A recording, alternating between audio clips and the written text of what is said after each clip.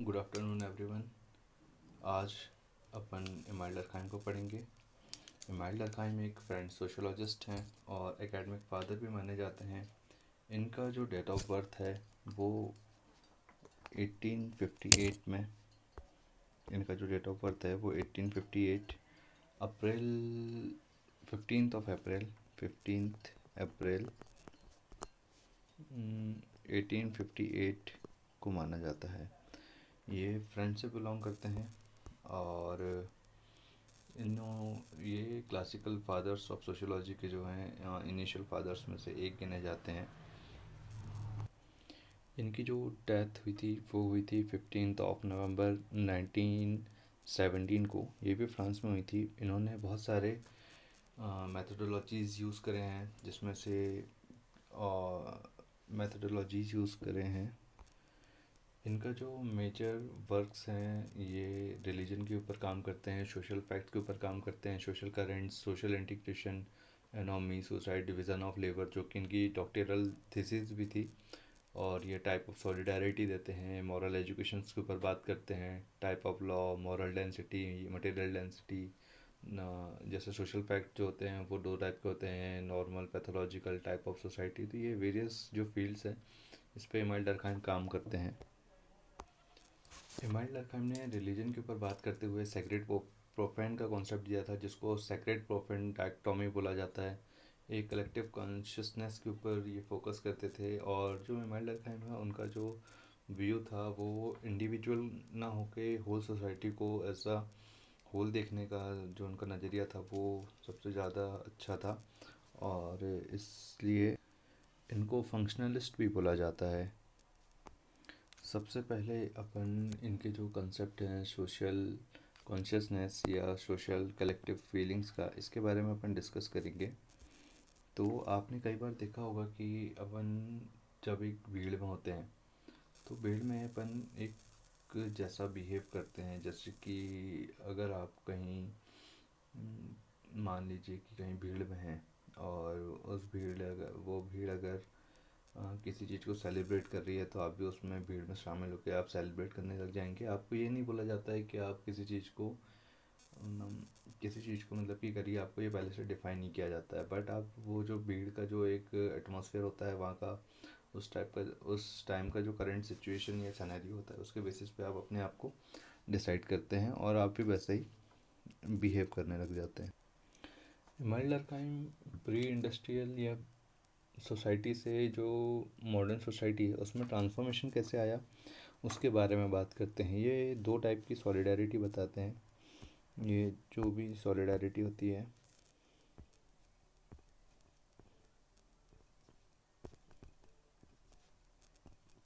Solidarity, इनका कहने का मतलब है कि ये दो टाइप की होती है। एक होती है मॉरल सॉलिड मैकेनिकल सॉलिडारिटी।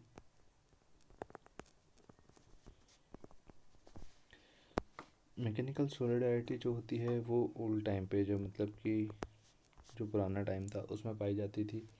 और अभी हो गई है organic solidarity.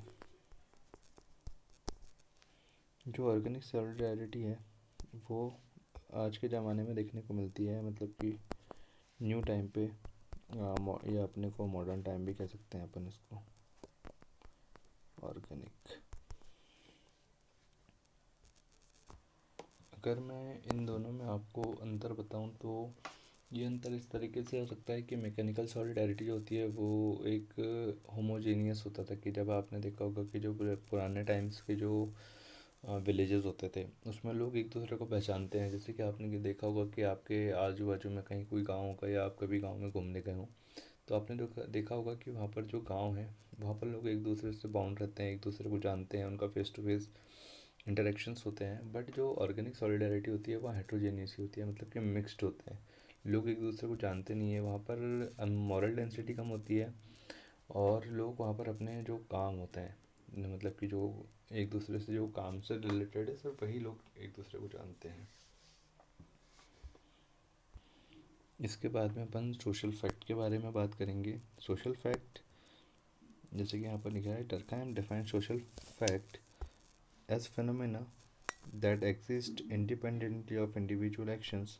This includes norm, value, structure that shape individual behavior and influence collective actions within society। इसका मतलब ये है कि जो सोशल फैक्ट होते हैं वो एक वैल्यूज़, नॉर्म्स और स्ट्रक्चर के अकॉर्डिंग शेप होते हैं, और ये अपने जो इंडिविजुअल बिहेवियर होता है इसको भी शेप करते हैं।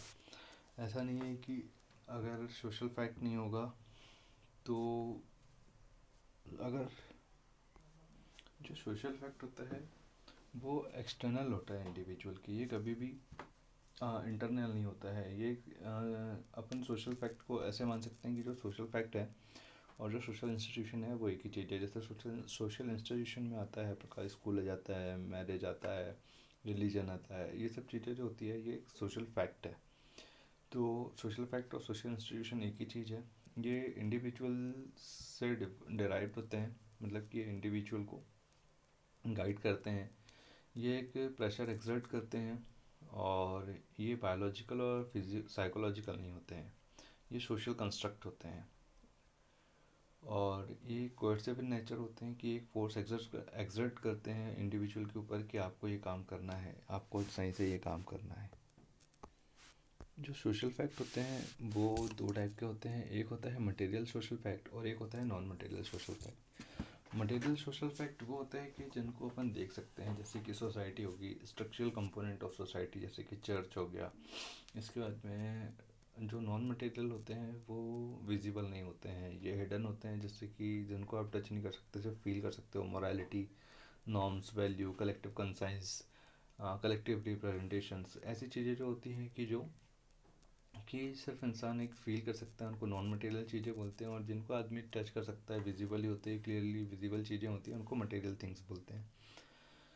तो इस प्रकार से ये सोशल फैक्ट जो हैं, जो उनके कुछ बेसिक फीचर्स होते हैं, तो वो देख लेते हैं अपन क्या बेसिक फीचर्स होते हैं। Social characteristics are determined which are not biological और साइकोलॉजिकल, मतलब कि साइकोलॉजिकल और बायोलॉजिकल नहीं होते हैं, ये सोशल कंस्ट्रक्ट होते हैं।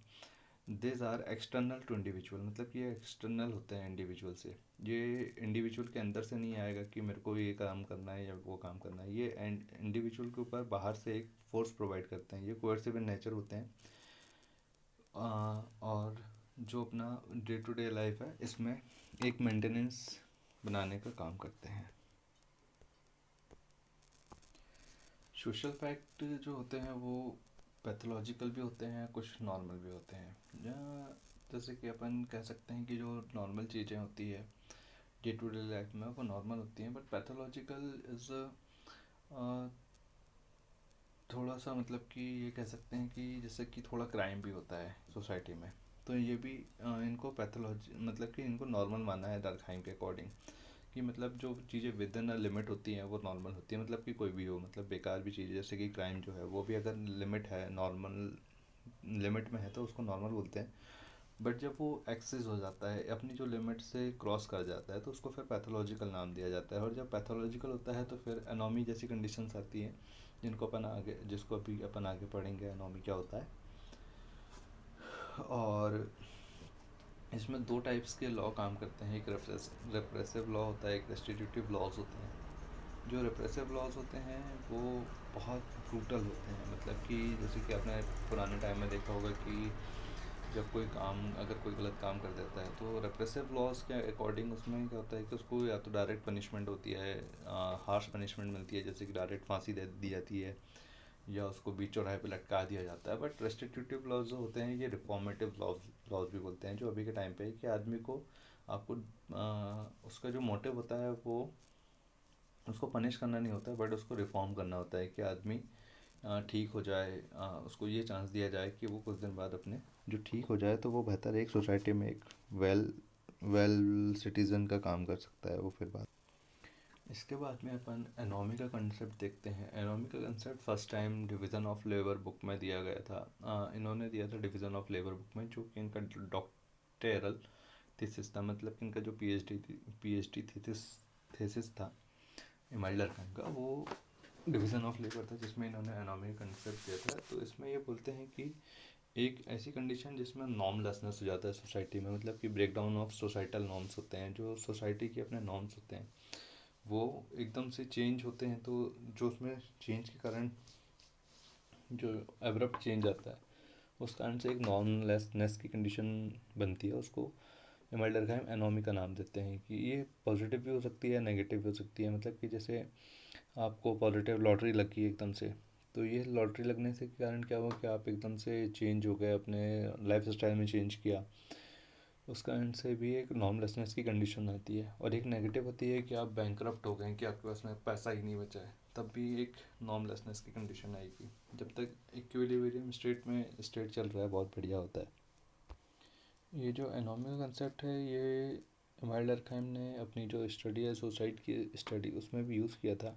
उसको अपन देखेंगे कि उन्होंने जो 2 3 टाइप 4 टाइप के जो सुसाइड के नेम दिए, उसमें से एक एनोमिक सुसाइड भी होता है। इसके बाद में अपन देखते हैं स्टडी, सुसाइड की जो स्टडी करे थे उन्होंने अपने ये उन्होंने 4 टाइप के सुसाइड दिए थे, जिनको अपन इंटीग्रेशन और रेगुलेशंस के बेसिस पे डिफरेंस कर पाते हैं। जो 2 सुसाइड होते हैं वो लेवल ऑफ इंटीग्रेशन के बेसिस में होते हैं, जिसको इगोइस्टिक और अल्ट्रुइस्टिक बोलते हैं। जो इगोइस्टिक सुसाइड होता है, वहाँ पर इंटीग्रेशन आपको सोसाइटी के साथ में बहुत कम होता है। मतलब कि आप सोसाइटी से डिस्कनेक्ट कर जाते हैं। उस टाइम पे क्या होता है कि आदमी के पास में एक जीने का वो होता है, मतलब जीने की जो इच्छा होती है, एक सोसाइटी में जाके लोगों से बात करने के लिए जो होता है, जैसे कि आदमी डिप्रेशन में चला जाता है, तो इसको इगोइस्टिक सोसाइड कह सकते हैं अपन। इसके बाद में जो आता है दूसरा आता है वो आता है एल्ट्रोस्टिक सोसाइड। जो एल्ट्रोस्टिक सोसाइड होता है, ये excess integration, too much connect होता है आदमी सोसाइटी के साथ में, तो वो अपने आप को सेक्रीफाइस की फीलिंग आने लगती है। तो जब आदमी सेक्रीफाइस करने का सोचने लगता है, उस कंडीशन में क्या होता है कि आदमी अपनी खुशी खुशी अपनी जान दे देता है। ठीक है, तो ये जो इगोइस्टिक और अल्ट्रुइस्टिक सोसाइटी है, ये इंटीग्रेशन के बेसिस में थे। इसके बाद में आते हैं 2 और, एनोमिक और फेटलिस्टिक सोसाइटी। ये आते हैं लेवल ऑफ रेगुलेशंस। जब सोसाइटी में बहुत कम रेगुलेशंस होते हैं, मतलब कि रेगुलेशंस ही नहीं है, जिसको अपन ने अभी पढ़ा था कि नॉर्मलेसनेस होता है, तो उस कंडीशन में क्या होता है कि ये एनोमिक सोसाइटी के अंदर जाता है। और वहीं जब बहुत सारे रूल्स एंड रेगुलेशंस होते हैं सोसाइटी, या फिर कोई ऐसा इंस्टीट्यूशन है जो बहुत ज़्यादा उसको फेटलिस्टिक सोसाइटी बोलते हैं। फेटलिस्टिक सोसाइटी जो होते हैं, जैसे कि अपन कह सकते हैं, ये अपने जो जेल होते हैं या प्रिजन्स होते हैं या हॉस्टल्स होती हैं, इसमें जो सुसाइड कमिट होते हैं, तो उनको अपन उसमें रख सकते हैं, यहाँ किसमें, फेटलिस्टिक में, क्योंकि वहाँ पर एक्सेस रूल के कारण होता है। इसके बाद में इमाइल का हम रिलीजन की बात करते हैं। रिलीजन में वो एक कंसेप्ट देते हैं सेक्रेट प्रोफेन सैक्रेड डायक्टोमी करके।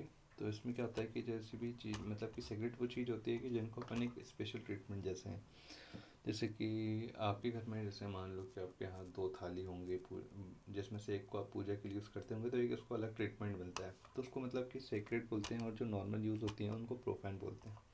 मतलब प्रोफेन के साथ ऐसा कोई स्पेशल ट्रीटमेंट नहीं होता है, बट सिगरेट के साथ में एक अलग सा ट्रीटमेंट होता है कि जो उसको एक जो बाकी जो भी यूटेंसिल्स होते हैं आपके घर में, उससे अलग बनाता है। इसके बाद में आते हैं मैथडोलॉजी के ऊपर। मैथडोलॉजी पे इमाइल डर्कहाइम ने अपनी जो मैथडोलॉजी है, ये फंक्शनल पर्सपेक्टिव थे, और अपने जो इनका पर्सपेक्टिव था वो माइक्रो पर्सपेक्टिव था। इन्होंने वैसे भी ऑब्जेक्टिव डाटा के ऊपर बहुत रिलाई किया है, जिसमें कि जब वो अपनी सुसाइड की स्टडी करते हैं, उसमें वो ऑब्जेक्टिव डाटा कलेक्ट करते हैं, और वहाँ पर वो यूज़ करते हैं इंडक्ट, जिसको अपन इंडक्टिव मैथडोलॉजी भी बोलते हैं। अब इंडक्टिव और डिडक्टिव मैं एक अलग से वीडियो में आपको समझा दूंगा, बट अभी सिर्फ इतना जान लीजिए कि जो इंडक्टिव होता है, इसमें आपके पास में पहले एक आप छोटे छोटे सैंपल्स कलेक्ट करते हैं इंडक्टिव, और बाद में जाके एक ग्रैंड थ्योरी के ऊपर जाते हैं। एक होता है मल्टीवेरिएंट एनालिसिस, और एक होता है डायरेक्ट एक्सपेरिमेंट, जिसको कंपैरेटिव मेथड्स बोलते हैं। क्योंकि जो सोशल एटमॉस्फेयर में एक्सपेरिमेंट करना वो होता नहीं है, तो आदमी कंपेयर करके पढ़ता है कि इस सोसाइटी में क्या है और उस सोसाइटी में क्या अलग चीज़ें हैं। तो इन्होंने अपनी जो मेथडोलॉजी यूज़ करी है उसमें एक है इंडक्टिव मेथडोलॉजी, एक है मल्टी वेरिएंट एनालिसिस, एक है इनडायरेक्ट एक्सपेरिमेंट जिसको इन्होंने कंपैरेटिव मेथड्स भी बोला है, एक है कॉन्कॉमिनेंट वेरिएशन इसमें जो ओरिजिनली जेएस मिल का है, और एक है हिस्टोरिकल कंपैरेटिव एनालिसिस जो इमाइल डरकheim ने अपनी स्टडी में यूज़ किया है। So thank you very much. आज ये मेरी पहली क्लास थी, तो जो भी गलती हुई हो उसके लिए मेरे को माफ़ करें, और आगे इसी प्रकार के अपने यूट्यूब में वीडियोस देखने के लिए चैनल को सब्सक्राइब करें और फॉलो करें।